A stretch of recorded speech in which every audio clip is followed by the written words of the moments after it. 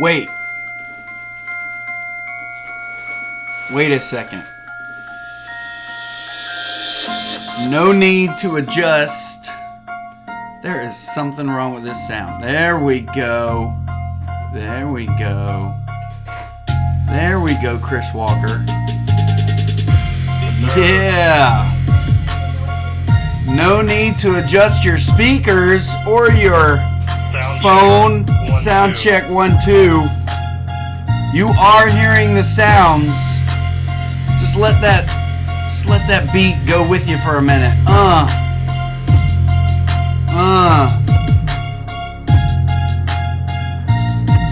Oh yeah. Just took a nice big sip of my cup of coffee. All right.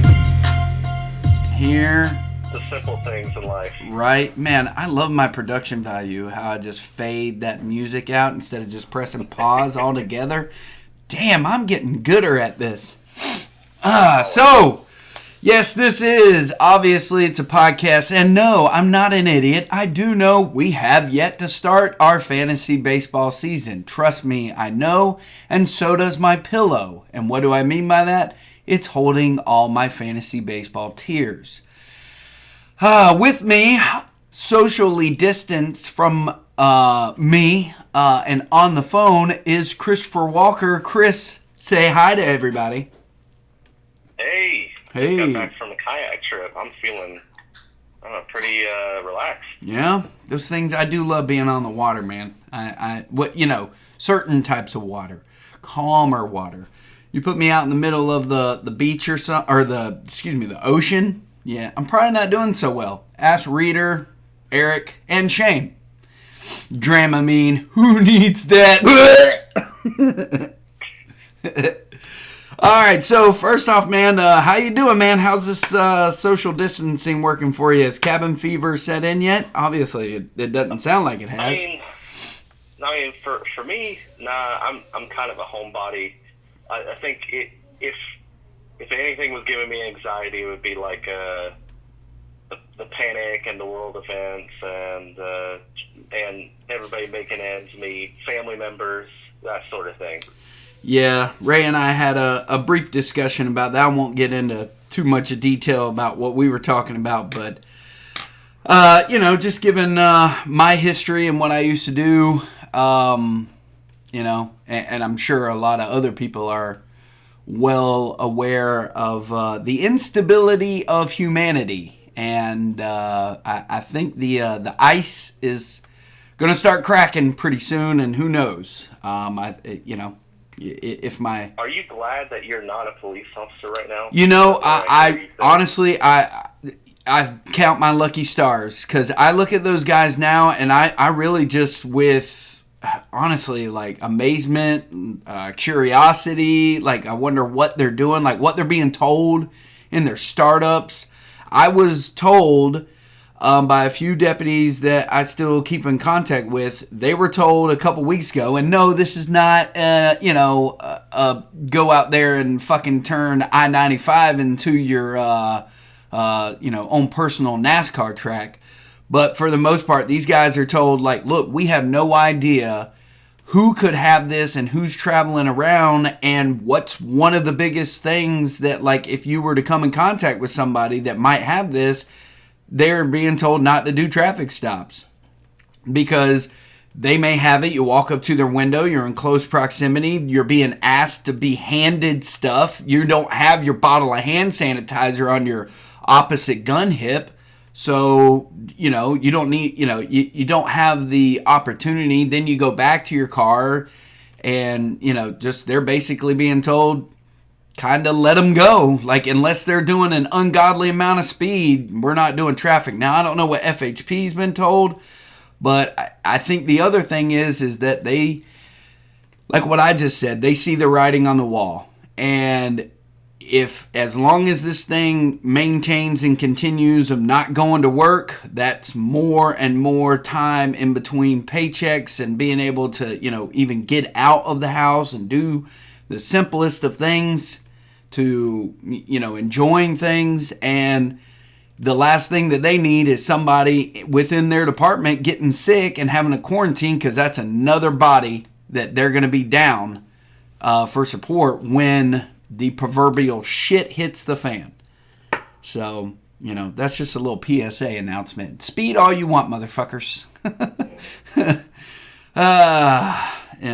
it seems like mixed news because, okay, cool, no traffic stops.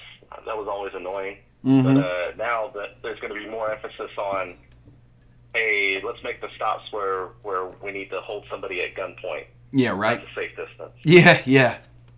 Do you know why I stopped you today? No, sir. You were not wearing your seatbelt. Okay, just throw your driver's license and insurance information. Why are you pointing your gun at me? Take it back. I don't know. Whatever you got. Yeah.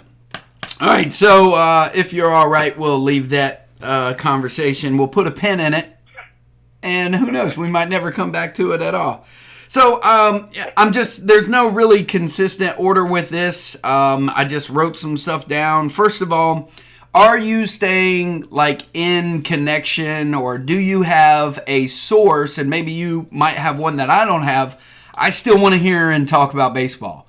What might you be, resources? Obviously, you're showing us stuff on Twitter. That seems to be your go-to. I don't have a Twitter. I'm actually I'm kind of at odds with it every day when I'm listening to the radio or listening to these podcasts, and people are always saying, go to my Twitter feed, go to my Twitter account. I'm like, I don't have one of these people. And then I'm like, should I just go ahead and bite the bullet and do it? And then I'm like, no, because I ain't got the fucking time for that shit.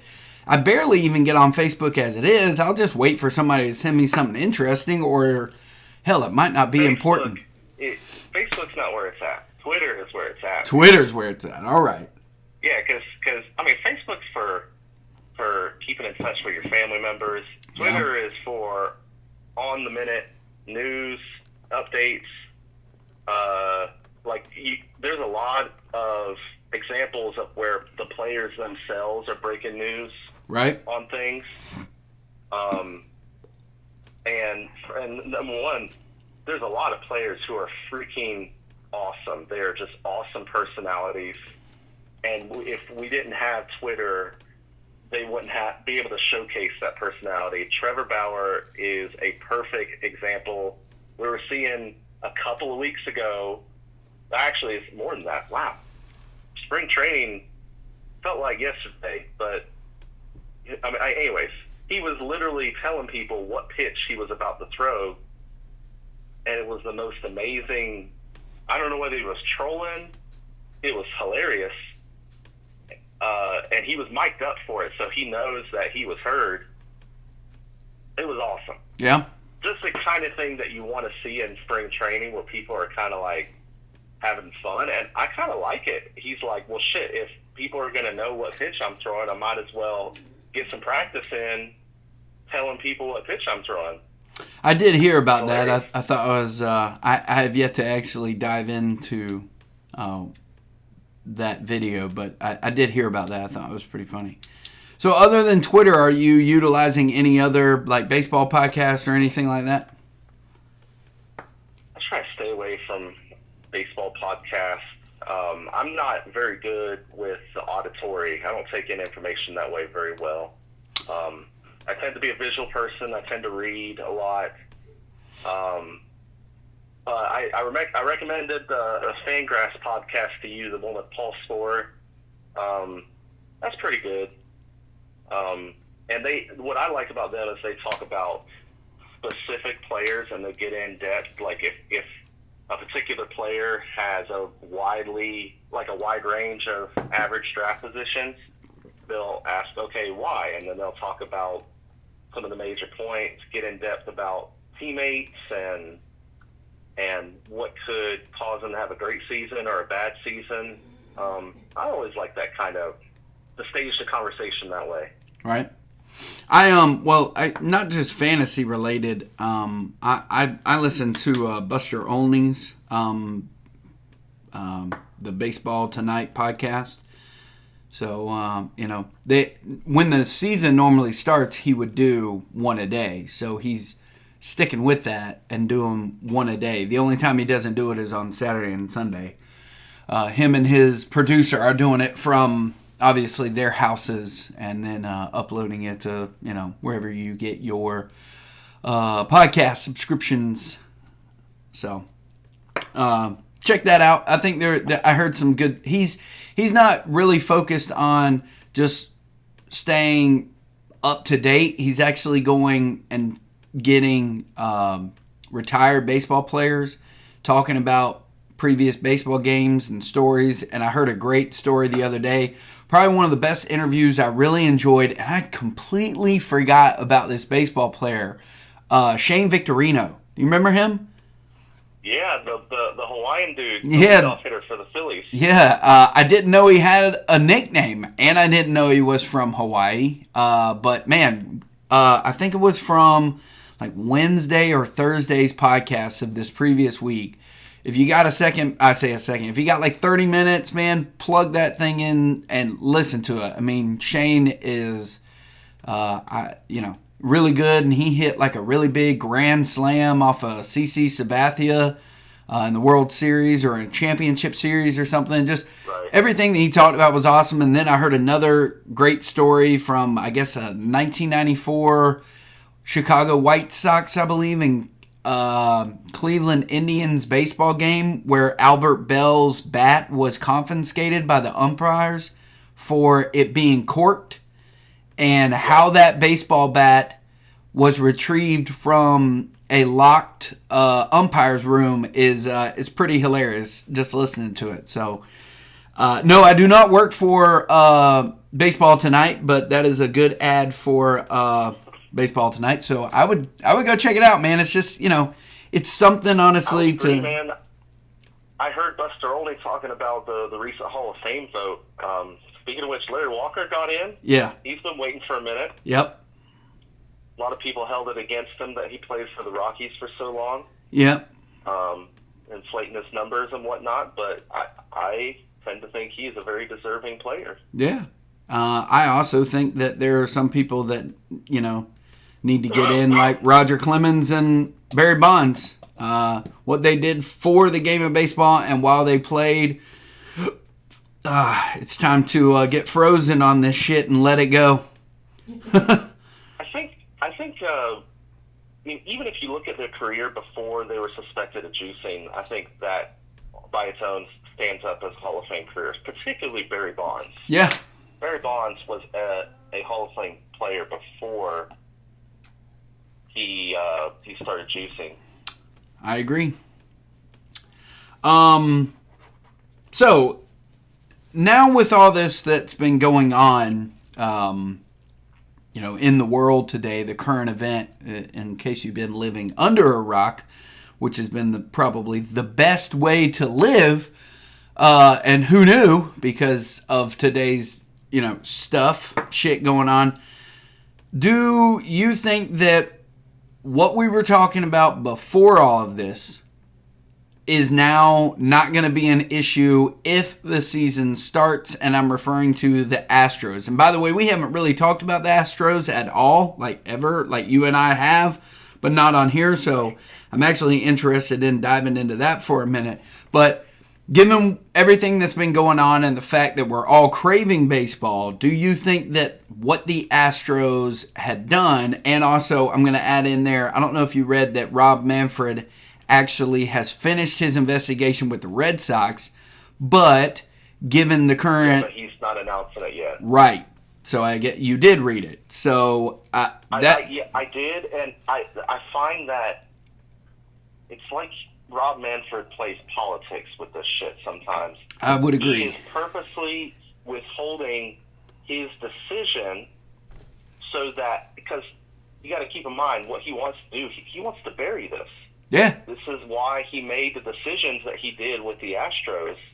He wants to announce this at a time in the media cycle where it can be buried by other stories. And literally nothing is happening in the sports world. If he announces something, it is front page on ESPN for a long time. Oh, yeah. Honestly, I think, in my opinion, shame on this motherfucker, because you don't have anything to really be talking about right now. And what better than to go ahead and bring this shit up, if only to eliminate the thought process of what everybody's going through right now. And let's redirect our attention back towards baseball for a second. Yeah, we don't have any games, but let's have something to focus on. Let's have something to talk about instead of, I don't know, not talking about nothing. In my opinion. I think I would like to compare how the Astros were punished with how, you remember back in the day, SMU was given the death penalty for taking money for college players? You recall what I'm talking about? Very, very vaguely, but yeah. There's a great 30 for 30 on it if you're interested, but this is like the days of Eric Dickerson and Craig James and all them folks. They got hit hard, and I think everybody in hindsight feels like, well, damn, I think they never really came back from that punishment. Maybe that was too much. And ever since then, no one has ever really gotten the death penalty again, so to speak. And the death penalty just means you don't play football for an entire fucking year, and then after that year, you are severely limited in the number of scholarships you can give. So basically, you're at the best case scenario, it takes 5 years to come back from something like that. Right. And everybody looked at it, and I was like, man, that was so harsh. And nobody really talked about SMU being cheaters again. It just changed the whole perception of it. Like, they were like, damn, they cheated, but damn, I don't know if they deserve this. Now, compare that to what happened to the Astros. The punishment was so light that if the season starts, they are going to continue to get shit from fans all year. And the players are going to want to say, I'm ready to put this behind me. I'm just ready to play baseball. They're going to want to do the whole Bill Belichick, we're on to the Cardinals. We're on to the Phillies. I just want to talk baseball right now. Of course you just want to talk baseball. Of course you do. It's in your best interest to talk about baseball because you basically got away with cheating. Now, I understand everybody steals signs all the time, but it's almost like, what's that bit in Office Space where it's like taking pennies from the penny tray, but superpowering it and doing it like millions and millions of times? Yeah. That's kind of what introducing video and electronics and all kinds of advanced ways of communicating the pitch to the batter. That's kind of what that is. You just like superpowered a tiny flaw that was deemed acceptable into something that you could literally see the advantage that it gave, particularly to the Astros at home.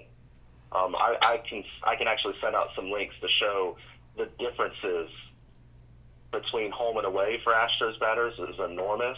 Right. You can even see how it literally had an impact on the playoffs.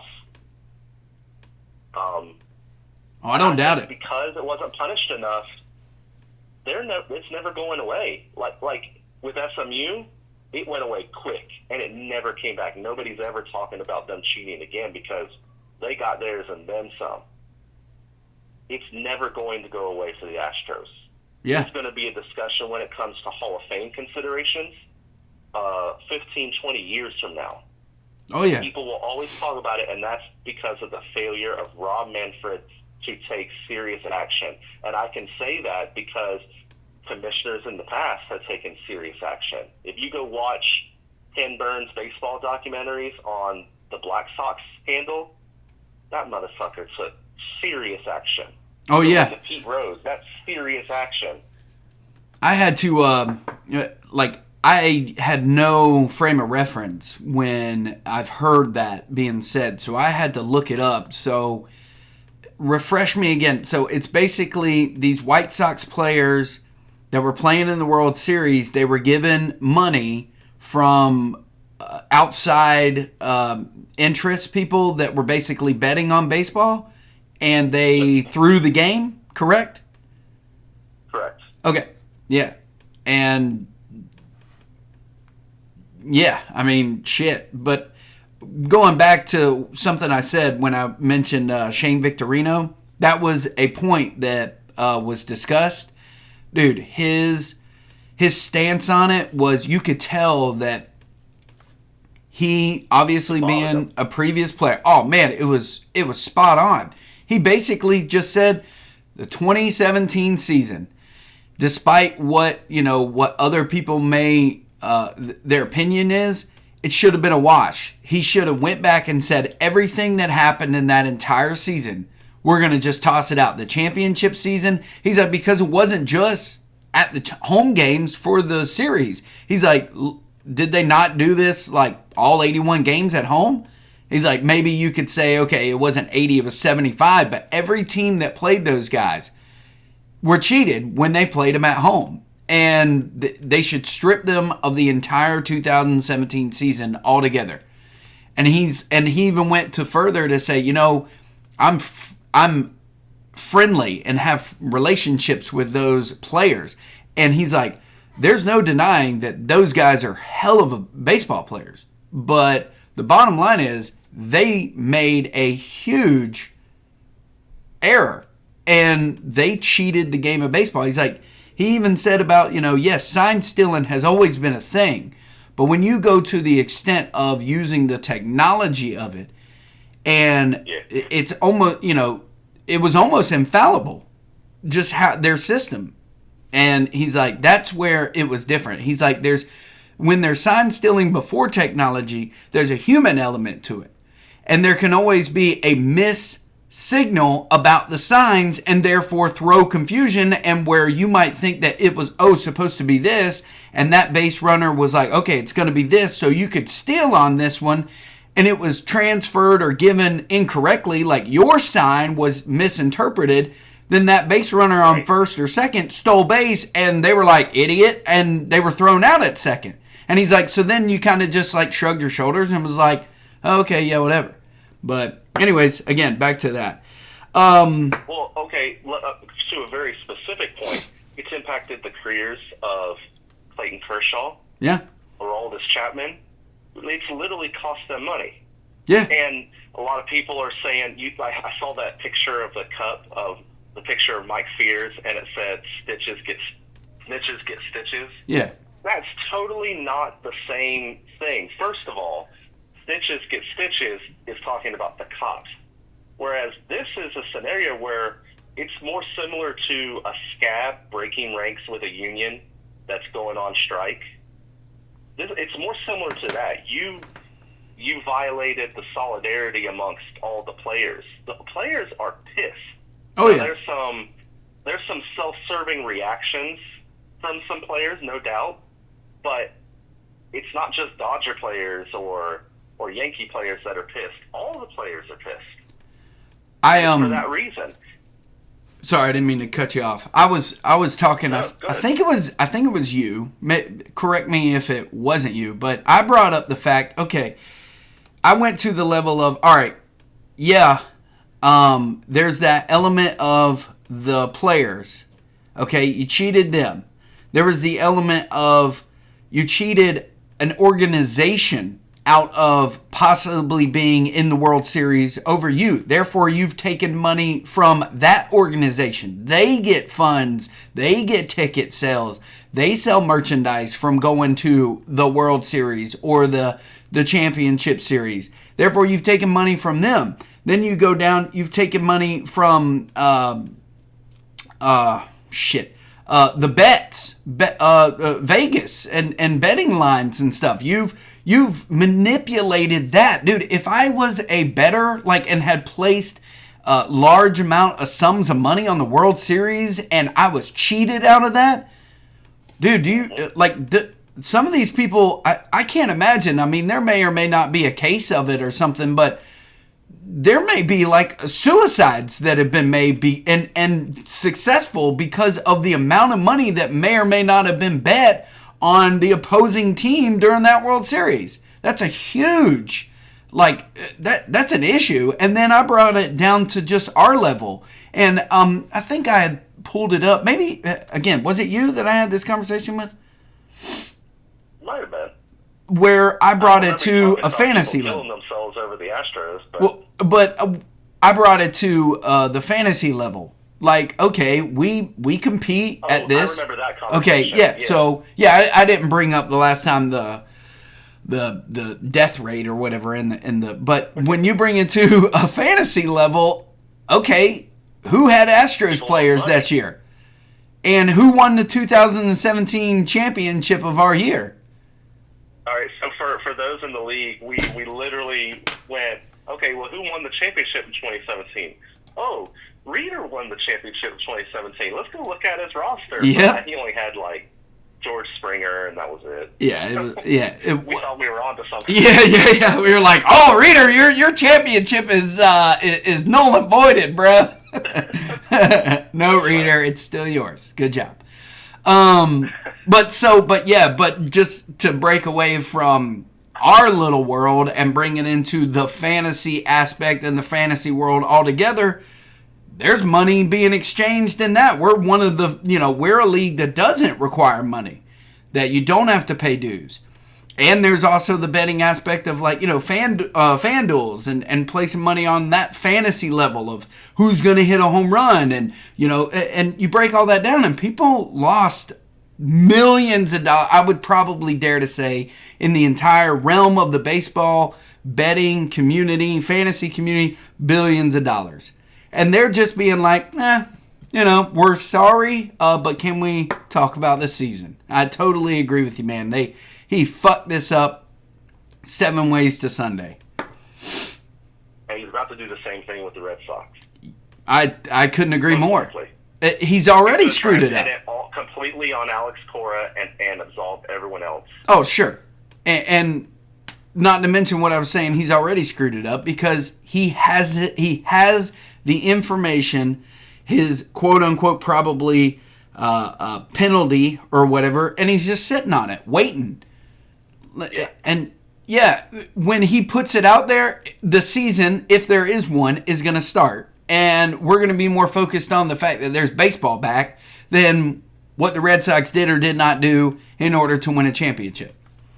So, good job on you. The timing of that, you could make a case that if he just came out with the news right now, by the time the season started, it would be less of a hot topic and less people would get hurt because of people trying to bean Jose Altuve over and over, or whoever. Right? Yeah, I agree with that. Brawls starting.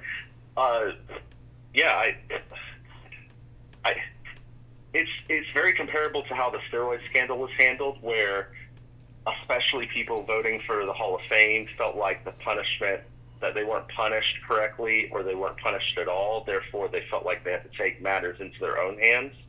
You're going to see a lot of that with the Astros, I think. Yeah. What is it? It's like their own form of justice. You're probably going to see a lot of people throwing at batters. You're going to see a lot of fights involving Astros games. There's no doubt in my mind, really. Yeah. All right, so speaking of season and what to expect and everything, obviously every day that goes by since opening day, we have lost a game of the season, days of baseball being played. I know you are not at all an expert, but what do you think the season will be shortened to, and or do you even think we'll have one? I'll be honest. I don't even think there's going to be football this year. I think nothing is going to happen sports-wise in 2020. I don't mean to be a Debbie Downer doppelganger, but I agree. I don't. Why do you agree? Yeah, because I'm a Debbie Downer doppelganger, Ray says. I think the writing is on the wall. I think it's one of those things where we don't have, a clear grasp on something we can't see, which makes total and complete sense. I mean, when there's a hurricane coming, we've got Doppler radar, and we know that, okay, it's coming, it's going to be here by this estimated time, and then it'll get the fuck out, and we'll be able to go on with our lives. This thing, it's all projections. It's like, well, it could be, like, it blows my mind that they were like, okay, we're going to shut everything down until, let's just put a date on it, April 15th. And April 15th, everything will be back up and running, schools will be back up and running, and this thing will be gone because the weather got warmer. What? What? Who in the fuck says that it's warm weather that is keeping this thing, like, or cooler weather? I don't know about you guys, but I live in fucking Florida and my ass has been sweating. Okay. All I'm seeing every day is more cases are, coming to fruition, not less. So the weather seems beside the point. It's more the economic impact, either because people are social distancing and not being as much of a consumer as they used to be, right, or because we've overloaded our hospital system, and then people are literally dying as a result. I don't see what warm weather has to do with either one of those things. If I had to guess why you feel like we're not going to have any sports this year at all, I think that you've built up a lot of instinct over the years that you were a police officer, because you found yourself interacting with the poorest of the poor on a daily basis, and you've developed a sort of instinct for how people in that situation might react if they don't get a paycheck anymore. Right. And we could be in for a shitstorm, and I think more likely than not we are, because we're in several different precarious situations, but several ways. That's my statement on it. Yeah. So what, if I'm gathering the data you just sent? So what you're piggybacking, I guess, off of my thought process is, the longer this lingers, the less amount of money coming into people's, accounts and stuff, and being able to use. Well, okay, say we extend this thing into the end of April. Well, fuck me, that's like 6 weeks for some people without a fucking paycheck. Most Americans in this fucking world live paycheck to paycheck. We're one of them. Yes. And yes. Not to mention those people that didn't live that way, well, their resources, if you're not among the, what is it, like 10% or something that, are wealthy beyond their means, the rest of those motherfuckers are going to start having to, or they've already started to deplete their backed up resources. Their transactions at the bank have probably quadrupled and tripled, and their backed up money is their saved money. I don't say why I kept calling it backed up. Well, that's getting depleted, because they're the bills, the JAs and stuff like that, they're stopping, but you still have to survive on the other resources of food. And for those people that are still traveling and other things, there's also a lot of these people in America, they still have healthcare issues. It's not like, okay, the only thing that you can focus on in the world is the coronavirus. No, motherfucker. You still have diabetes. You still have a heart condition. You still have X, Y, and Z. You still have to go to the fucking doctor for this shit. I just was on a loop-de-loop with my doctor for my simple sleep medication, because most of these fucking doctors have shut their doors too. They don't want your ass coming in there and get their fucking sick, get their ass sick. So yeah, you're describing cascade failures at this point. Yeah, like one is going to trickle down to the other, and it's just one big circle fuck of just like, it's going to take a minute to bounce back.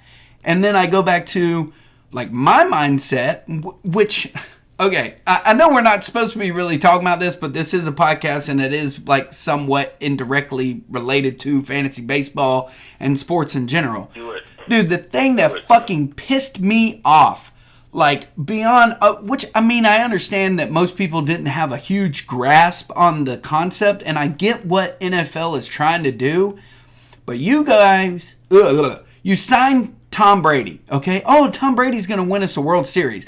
In the back of my mind, probably in the forefront of my mind, I'm like, do you even think that we're going to be playing football this season? Like, what the fuck are y'all doing? Like, we're signing all these players. Like, I've even called into the local radio station, and I'm like, let me ask y'all a random ass question, because it always seems to come out this way for the player. If he's signing, what did he sign? 2 year, $30 million or something like that? Tom Brady. It was roughly 30 a year for 2 years. Okay, so $60 million. Yeah. Okay, we don't play 2020. Is Tom Brady still getting paid that $30 million for this year? Well, when it comes to the MLB players, they negotiated sort of, they got a piece of what they were supposed to get. Right. You can tell they're gearing up for, we might not play baseball at all this year. Right. And the players are like, listen, we need a little piece of that money. And so they negotiated a deal where I think they got all of April and May, and they'll get a prorated portion for the rest of the year. Okay, but that's baseball. But you like, might see something different. You might see something similar with the NFL. Okay. If it comes to that. Okay. Well, the reason I bring it up is because you'll see people like, i.e. Nick Foles. He signs a what? What did we sign him for? Like 4 years? 3 or 4 years? 4 years. 4 year, $88 million. 4. Well, we get him for one. He played like 4 games, and then he goes to the Bears, and the motherfucker's still getting money from us. Like, he's going to get, what, another $15 million from this team? I don't think we're on the hook for a particular roster bonus because we trade them in time. But I gather your point. We've already paid all that signing bonus. And hell, we're still playing Blake Bortles, right? And he's a free agent. He's getting money from us still. I think that finally ended with this year. There's rumors that he might actually come back to Jacksonville. Oh man, wouldn't that be crazy? Yeah, it would. But okay, back to what I was saying. You get my point. One of the things that my mindset is, okay, they signed Tom Brady. They bring him in. The motherfuckers loaded up and backed up the servers and for Tampa Bay's ticket office. Like they were like, you would queue up and you would be told you are the 6,000th plus person in line in order to buy these tickets. Really? You have the money, the resources? The season the world was already starting to shut down when this shit, when Tom Brady got signed. And people are like allocating their money to buying season tickets. It's like, okay, I don't know those people. I don't know their financial situation, but clearly your priorities were a little fucked up, in my opinion. Say that this thing lingers on to June and July and a season starts coming down that we're not having one. Do you think those 6,000 plus people are going to start knocking on the ticket doors and being like, hey, I need that money back?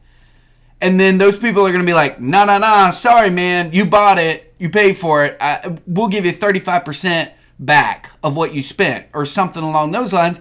Because them owners are like, nah, fuck that shit.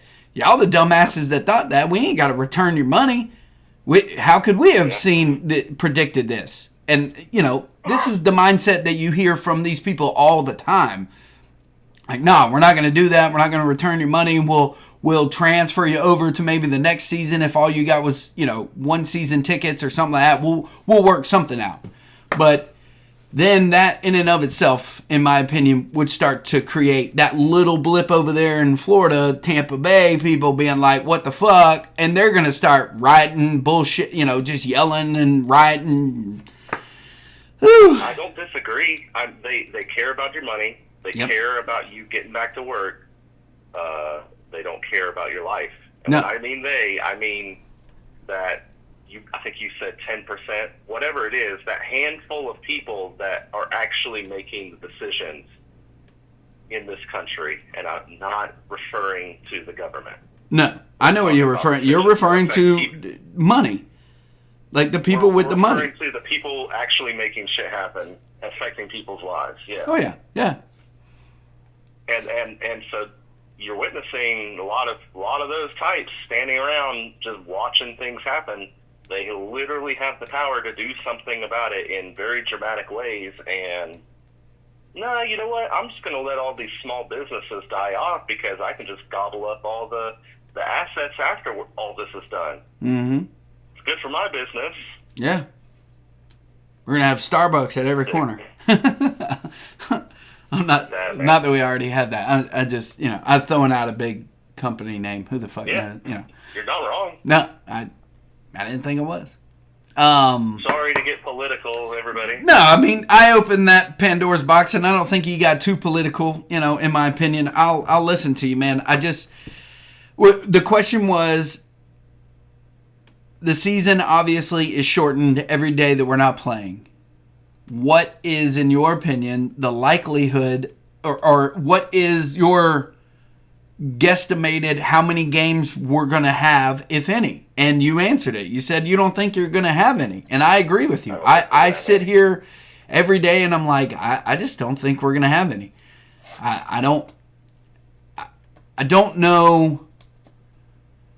Clearly, baseball is not in okay, let's go mode because they cut spring training back by what? Maybe a week and a half? And they're like, now we're going to have to, if we reboot, if they were to say we're going to start the season after 2 more weeks of spring training. Right. Okay. Right. So that's mid-April.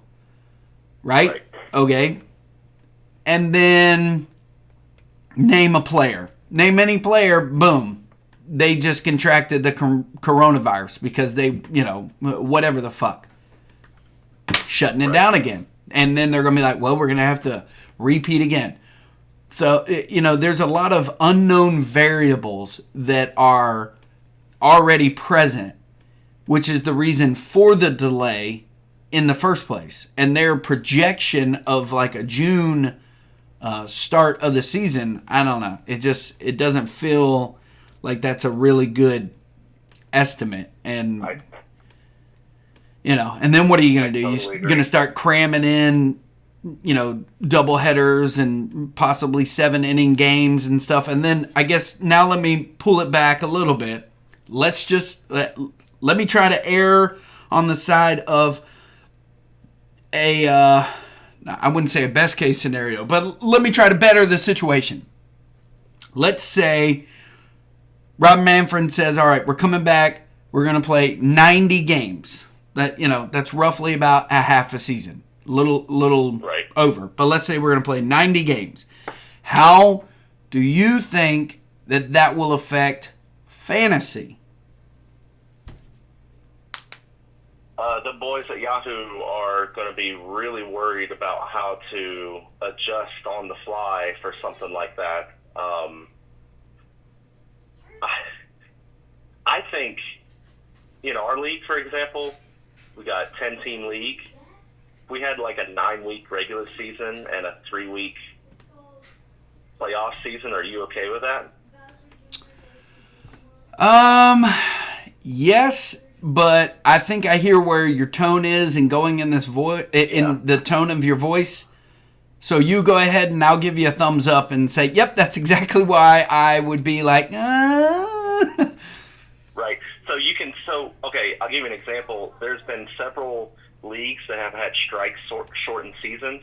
Right. There was a year where the Spurs won with David Robinson and Tim Duncan. They won because they won in a strike shortened season. I believe it was from 82 to like 50 games.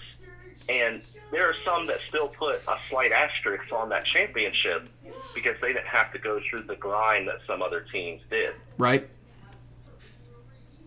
Yeah. That's as an example. Now bring that to our fantasy league.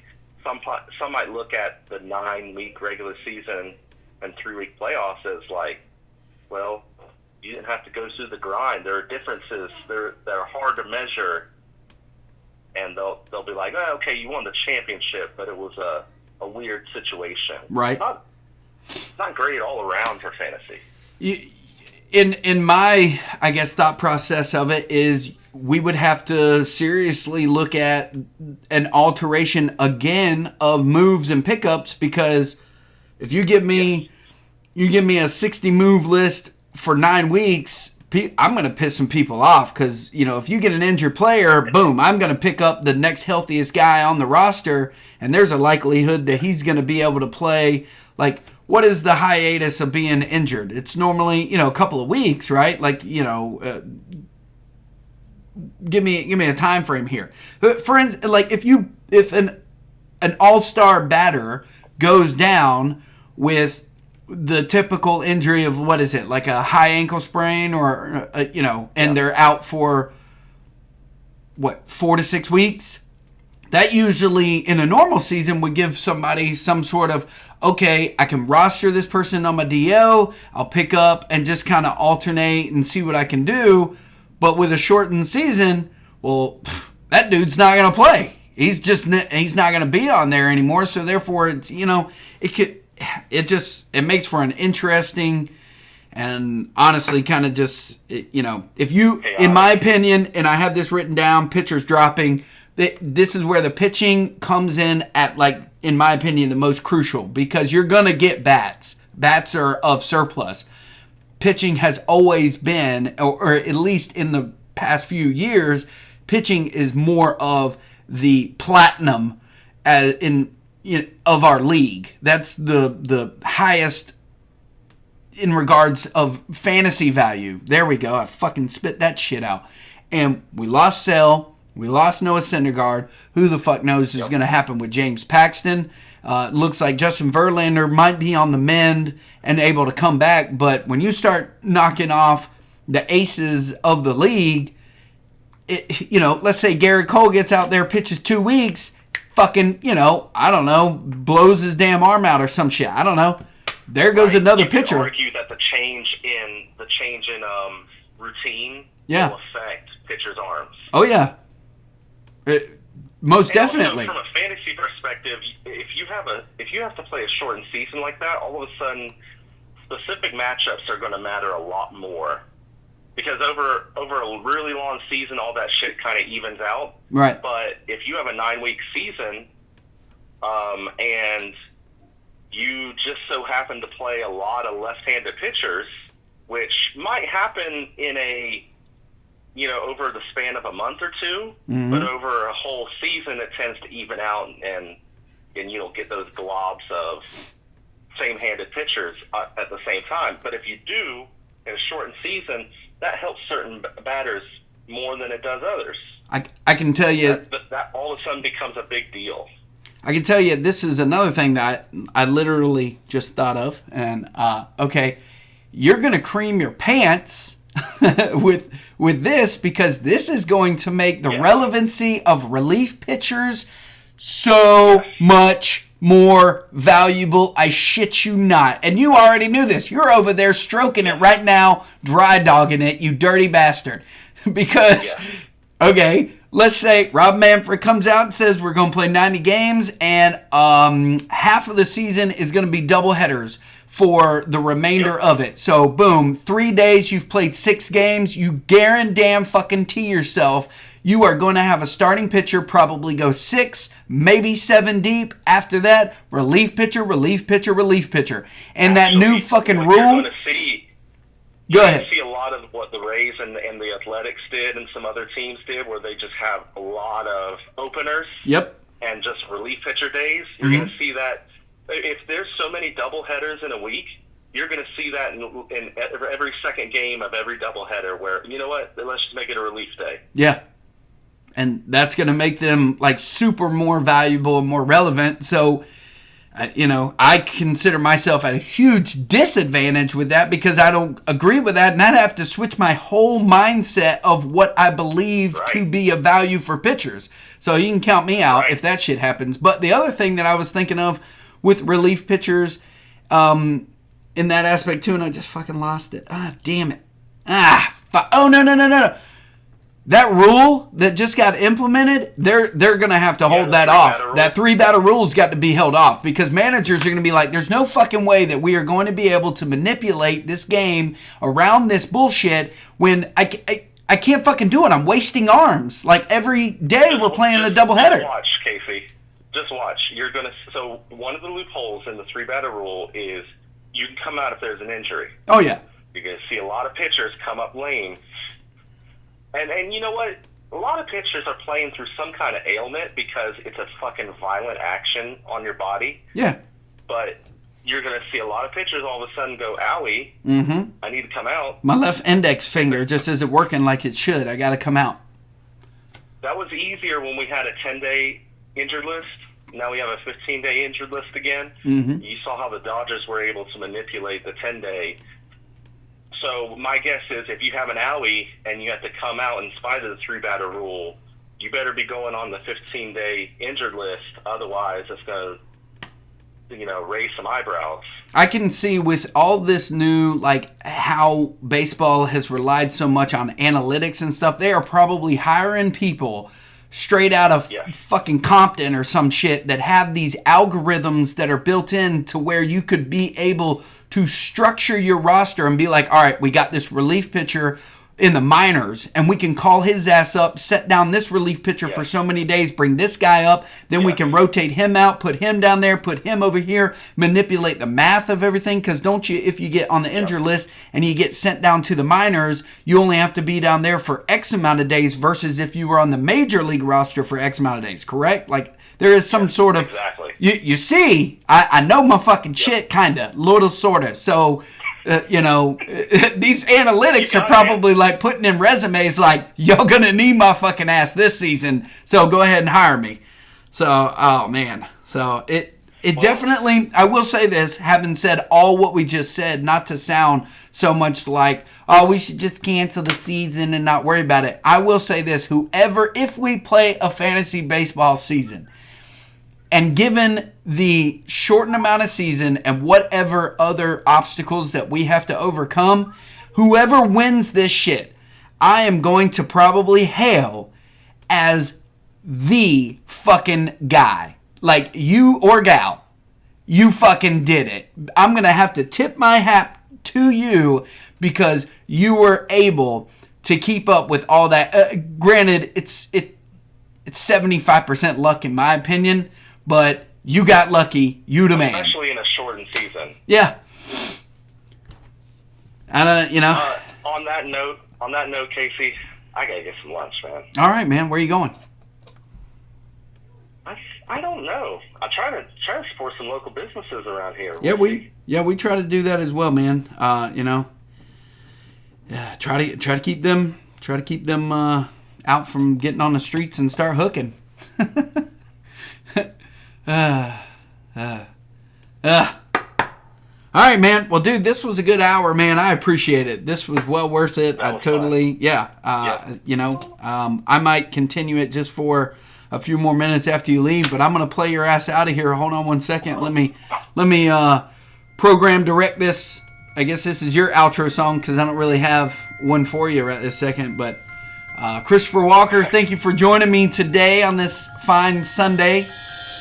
Go get you, don't get Firehouse Sub, because that seems to be upsetting my stomach. I don't fucking know. Maybe go get some Publix, some chicken. Lunch sounds good. No, probably. Some business I don't want to foreclose, Right. I got you. I can do without Firehouse. All right, man. Love you, man. Love you too, brother. Stay safe out there. Hit me up anytime. All right, man. Later. All right, that is Chris Walker. Look at me. I fucked up. I just pressed pause instead of fading the music. My own show sucks. I appreciate you guys. I know you've tuned in. Hopefully you've watched this. Hopefully it's given you, I don't know, if anything, what I seem to take from a podcast. And I enjoy this type of social network or whatever is, number one, I listen to certain podcasts. I listen to Armchair Expert with Dax Shepard. I've been listening to Baseball Today, and then I listen to Fantasy Baseball analysis, even though it's very weird to hear us talking about the value of a player. But what I derive and what I use in my stuff is a talking point. I use these podcasts as a way to socialize. When I come home after listening to a podcast, I talk to Ray about it and say, Listen to this funny story I heard today. I even turned her on. Let that sit for a second. Oh, yeah. I even turned her on to the Armchair Expert because of, who Dak Shepard talks to on a day-to-day. I can't listen to the Joe Rogan one. For some reason on Spotify, I can't pull that shit up. And I think it's on iHeartRadio, but I don't have an iPhone, and I don't have that iHeartRadio app, or you got to pay for it or something. I don't know. I'll try it again later, because I would be kind of interested. Although he's got a nasally, annoying voice. Eric, you know how I feel about that dude. I just... Yeah, when he punches the guy in the face, it hurts. No, duh, Joe. All right. I got to be taking blood pressure medicine, so just started that. Anyways, guys, what I'm trying to get at is my podcast today was not one to bring up subject matters that would piss people off or that would elevate people's anxiety or anger. That's not what I'm trying to do. Number one, I haven't seen you guys in a long time. We haven't talked. We had a draft date set. We had to fucking toss that out the window because of all this shit. This is uncharted territories for every single person, not in our fantasy league, but in the fucking world. You know what? I think we're moving to Greenland or Iceland. Is it Greenland or Iceland? Which one is it? Iceland. Somebody ain't affected by this shit. Probably not a good idea because apparently the only way that this thing stays relevant is if it's in the fucking cold. So I don't know. We got to move somewhere. Or we'll stay where we are. That's fine, because I ain't got money to move. I hope everybody is staying safe, washing your hands. There are, in my opinion, some things that I have seen that due to this has had a positive effect. And if anything, we can take from this once we're done with all this shit, once we figure it the fuck out, and find out that we need to vaccinate ourselves like the flu or some shit, whatever it is. Or if it's just like what was written in Dean Koontz's book about it shows up and then it magically disappears and never comes back again. That's some fucked up shit, man. Eric. Whew. That's a hard read. I've been wanting to grab that book just to read all what else he fucking predicted in 1981. Some crazy shit. Or whenever he wrote the book. Anyways, beside the point. Hope everybody's staying safe. I have seen, if anything, that throughout all this, we've been spending more family time together. Not just me personally in my house, but in general. Dude, I am seeing more and more people walk their fucking dogs and with their kids and play outside. Wear your sunscreen too, people. And speaking of myself, because I haven't worn any, but damn. All these people running around like, they ain't wearing no sunscreen. They ain't wearing something. Now, how the fuck am I knowing? Am I going up to them and licking them, being like, oh, yeah, that's SPF 75. Anyways, I've seen some positive stuff that's come from this. Spending time with our families. We've been playing board games and going out bicycle riding and playing basketball with the boys. Don't forget to get your kids outside. They need to get sunlight. What is it? B12 is the sun medicine or whatever, or D. D12, D4, D9er, D's nuts. So that's it. I think that's going to be it for today. I know I've taken up an hour of your time, but you probably have a plethora of time right now. So, Eric, get off the toilet and come and bring me some paper because I'm running out. Not really. We're okay right this second, but the writing's on the wall, and we need some shit paper. If you guys didn't read on my Facebook, I would encourage you. Right now, the United States Postal Service is still working. We all got family. If you're bored, I'm gonna take a minute. I got a letter that I need to mail and should have mailed to my grandmother. We deliver stamps. I'm not trying to sell you guys on whatever, but there's ways that we can communicate with those people that don't have a phone or the internet, or just going back to the way things used to be long time ago, where all you had was a letter, and that's how you communicated with people before the phones. So, anyways, that was a little side note. This bottom line is, I wrote it down on my little piece of paper right here. Corona sucks. The beer's okay. Not really a huge fan of it, but this virus sucks. We all know it. It's taken away from our normalcy, our day-to-day, and what's crazy is we are approaching, I think, the third week that schools and stuff have been shut down. We were in spring break when it got shut down. Then they extended the spring break by a week, and now it's obviously by 2 weeks. And for those of you that got kids that are teaching at home, God bless y'all, because I couldn't imagine. My head would probably already be through the side of the sheetrock. Woo! Anyways, this has been obviously a podcast. I'm going to probably try to do one a week just to keep some normalcy up. We won't have baseball to talk about, but maybe we can talk about other topics, that's going on in the world. Y'all know me. I ain't finna get political up in this bitch because that ain't what I do. I just don't do it. So let's just don't do it. So talk about current sporting events and other stuff. If you haven't watched Tiger King, you're missing out on the fucking idiocy of just a small blip of our world. Just wow. But now Ozark is on. Ray and I just got rid of The Ranch, and we got rid of Tiger King, and we've watched one episode of Ozark. We got 9 more to go. I'm so excited about it. Some of the movies that were supposed to be released are available for you to download and purchase for a small price of $20 if you're, allowed to do that. If anybody has any toilet paper that they would like to mail to me, my address is 4090 Hodges Boulevard, apartment 1810. Hope everybody has a great, I don't fucking know, week, month, year. 2020 could suck D's nuts. I'm out. I stopped the music before I stopped filming. Fuck, I suck.